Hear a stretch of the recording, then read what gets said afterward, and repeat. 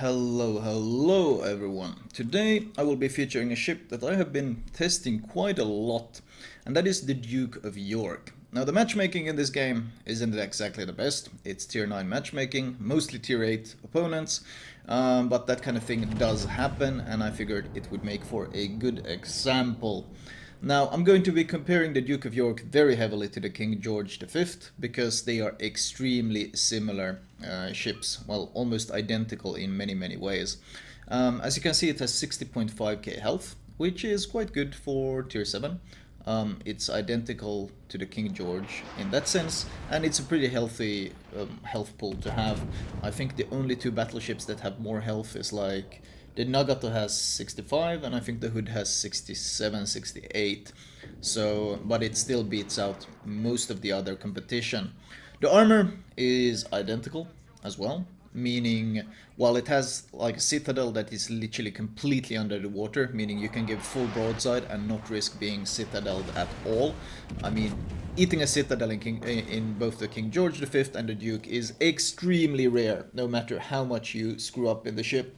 So that's a good side. The bad side is, of course, it has the identical armor, which means the bow, the stern, the upper belt armor, and even the deck armor is all 25 millimeters, which means, especially when facing higher tiers like I am here, you are extremely vulnerable to the overmatch mechanic, which means that any shell that hits the armor, if the armor is thin enough, it will completely ignore it regardless of angling, and it will pen straight through. So you eat a lot of damage. And of course 25mm is also a pretty magical threshold for IFHE, low caliber IFHE spam. So you eat a lot of damage in this thing, just like you do in the King George.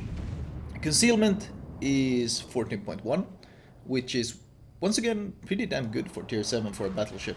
If you run a concealment expert captain, like I'm doing here, you can reach 12.2 km concealment, which is once again the same as the King George's, but very good values overall. The ship moves at 28 knots, 790 meter turning circle, and a 15-second rudder shift. Once again, exactly what we have on the King George. The speed is decent. I mean, I think the Hood does 32. I can't remember if that was with flag or not, and the Scharnhorst does like 30.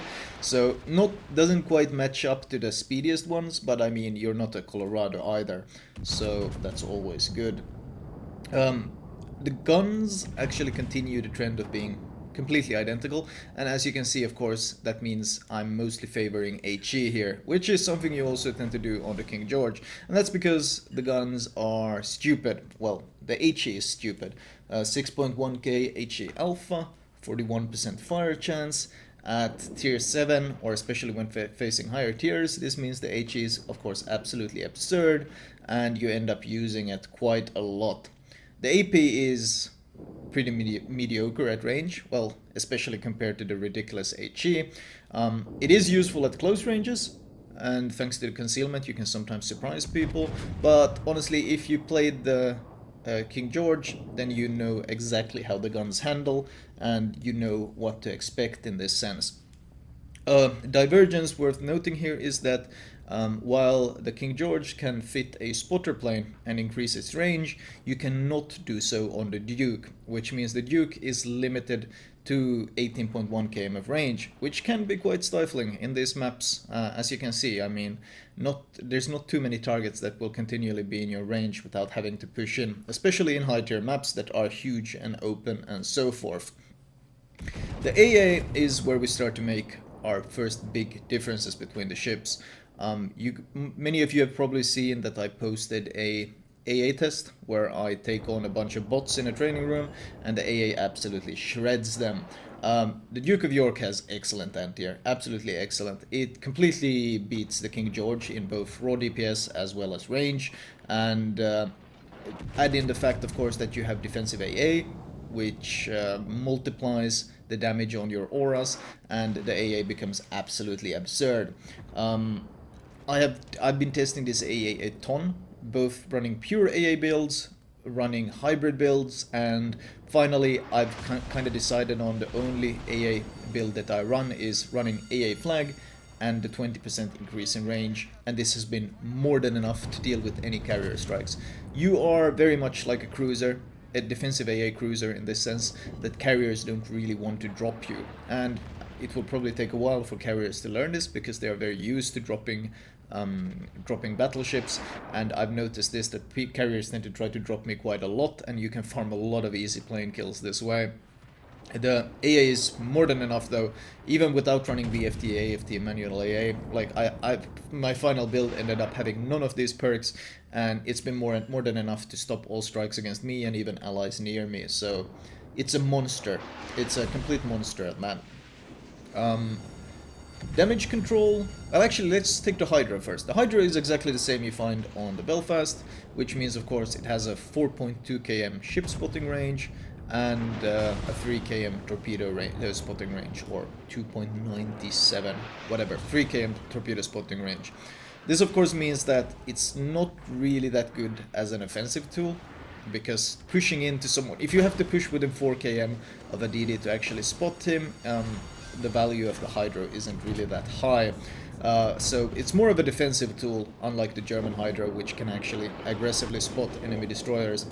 But it's still useful, especially, of course, since, as probably some of you more Hawkeye viewers might have seen, there is no heal on this ship. Now I will return to that in a bit. Finally, the damage control.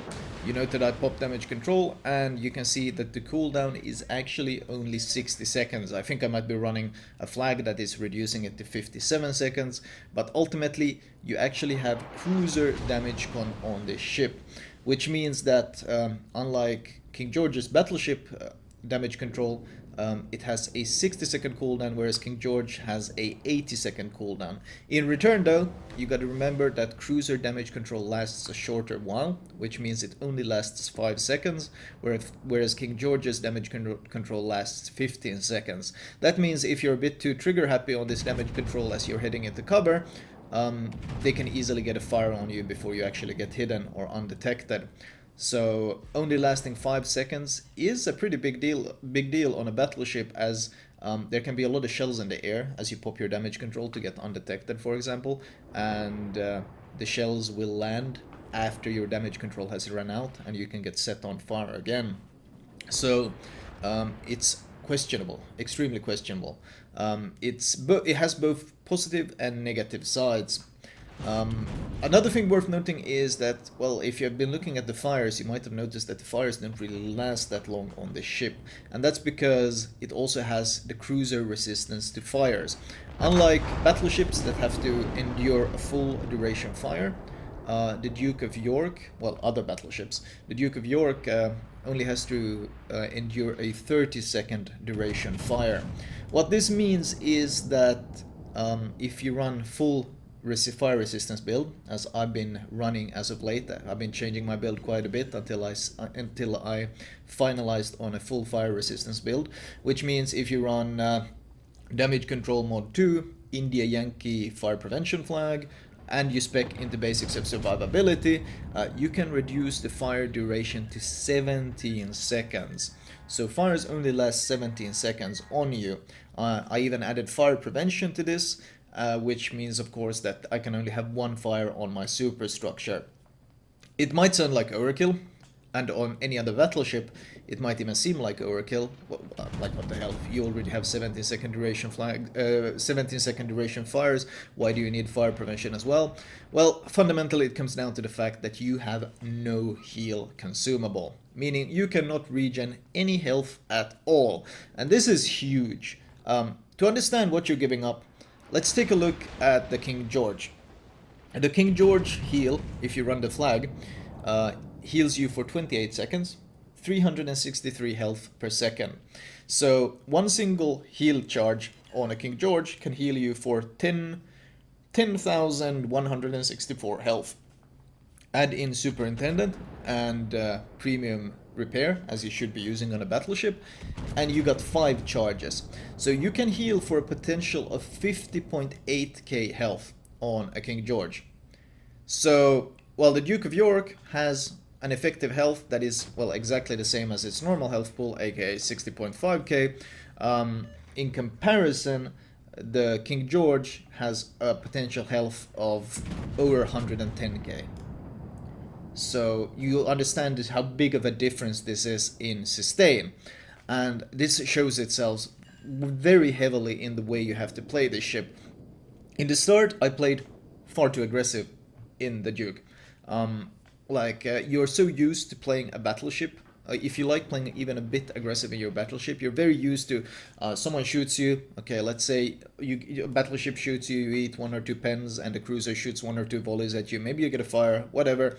Maybe you take a total damage of, let's say, 18k from this quick exchange. You eat 18k damage. Okay, on a King George, you would pop your heal and you would recover pretty much most of it. No big deal. On the Duke of York, 18k health is 30% of your health. 30% gone permanently. No recovering it. And that kind of comes as a surprise the first time you play this, and even the first couple of games. It's like, what the hell? Like, my health pool is steadily dwindling, and there is really nothing you can do about it. And this is one of the reasons why I don't really like this ship, even though I consider it quite a strong ship. But the fundamental issue is that it's encouraging exactly the wrong type of gameplay. You can't really push in this ship, because if you push in, you eat damage that you can't recover in any way. So ultimately, it kind of teaches you that you want to play fairly safe. You want to play a lot safer than you normally would. And then, of course, this extremely strong HE and rather questionable AP, which we already have on these mid tiers, especially on the Royal Navy. And you already have a very passive sit-in base spam HE type of playstyle. And now we have even further reason to endorse this playstyle, basically by removing the heal. So there's even further reason to play it safe and in spawn and just spam HE from range and not really take any risks. And I don't think this is a healthy addition to the game. Like, do we really need another passive battleship sitting in spawn? And I can't even get too mad at someone not really pushing in and tanking too much in this, because you can't really regen any of the health. Now, of course, you can push in just like you can push in a cruiser, but it's significantly riskier. And I think this ship will teach a lot of battleship players, the people who get this ship, it will teach them to play even more safe, even more passive. And that's something I don't think this game needs at all. And then, of course, the fact that it has both Hydro and defensive AA, which are usually, once again, cruiser consumables. Wargaming seems to be very happy with giving cruiser consumables to every other ship. I mean, cruisers are already by far pretty much the least played ship you tend to see, it feels like. Especially when there's any destroyer missions. You have like 5 battleships, you have 5 DDs, and then you have the poor sods, the 1 or 2 guys who are playing cruisers. And do we really need to be giving out the tools that the cruisers have to all these other ships all the time? Especially, I think the problem here being is that this discourages team play, because the Duke of York is very self-sustainable. You no longer need to sail near a friendly AA cruiser to protect yourself against the carrier. Why would you? You have defensive AA yourself. You no longer need a DD to scout for you. You don't have to sail behind your DD and like support him when he goes into a cap, because you have Hydro of your own. Meaning good usage of Hydro means that you can't really be caught by surprise by torps. You saw that, by the way? Massive damage, 10k damage. And this is, of course, what I spoke of, one of the weaknesses of the armor. 25mm deck, belt, bow, stern, means that when you face higher tier battleships, they will overmatch your armor, regardless of your angling. So it doesn't matter when I'm trying to show enough broadside here to get him to shoot my tanky belt armor. He's not going to be hitting it. He's just going to be hitting random parts of my ship, and because of this huge disparity in armor versus caliber, he's going to be overmatching it, and in 2 volleys, completely regardless of my angling, he kills me. And well, my team this game has been quite awful. I don't know if you guys have been paying attention to their positioning, but they have been playing extremely passive, and because I'm playing a Duke of York, and I'm up tiered, I haven't exactly been able to push in myself either. So this ends in a defeat. 160k damage though, and looking at the damage, a lot of fires, a lot of HE spam and a lot of fires. In fact, looking at the detailed report, We end up only second on the scoreboard. Not really the best, but then again, tier 9 matchmaking will take it. Looking at the detailed report though, here we can see HE plus fires. This was a wither worth of fires, quite easily dealt, but ultimately damage received, exactly our health pool. We have no way of regenerating the health. We have no way of regaining it. So how do I really feel about this ship? I think it's a strong ship. It's especially strong, I would say. Amusingly, this ship is especially strong if you're in a division with another battleship who can actually tank for you, because this thing isn't really that good at that, because if you focus fire this thing, it goes so very low and it has no way of regaining that health. So every time you shoot, if someone focus fires you, you have to play a bit more defensive, a bit more safe, because unlike cruisers, you cannot avoid shells, you cannot trade beneficially like you often do in cruisers. For example, you open up it from stealth with a cruiser, you shoot a couple volleys, that you turn away, you dodge the incoming shells, and in essence you dealt some damage, but you didn't take any damage in return. That's how a cruiser likes to trade. That kind of trade doesn't work in the ship. You shoot, you get spotted, you try to avoid, you're too big, too clumsy, you end up eating return damage no matter what you do. You can mitigate it by angling, but ultimately you will always end up eating return damage. So there's no zero cost trading like you often want to do in cruisers in order to survive longer. And that means you have to play safer. And you have the HE to do it. So what I think this ship will encourage is a whole new breed of base camping, long range, sniping Royal Navy battleships. And in my opinion, that's the very, very last thing that this game needs, especially since these base camping, sniping battleships can't even get punished by the carrier because they have excellent anti-air. And honestly, really, did we really need a ship designed for these idiots? Did we really need a ship designed to catering to these people who make everyone's games that much less enjoyable? In my opinion, no, we did not. And I really don't like the design of this ship for that reason alone. Anyway, let me show you guys my recommended build for this ship. Right, starting off, we of course have the modules.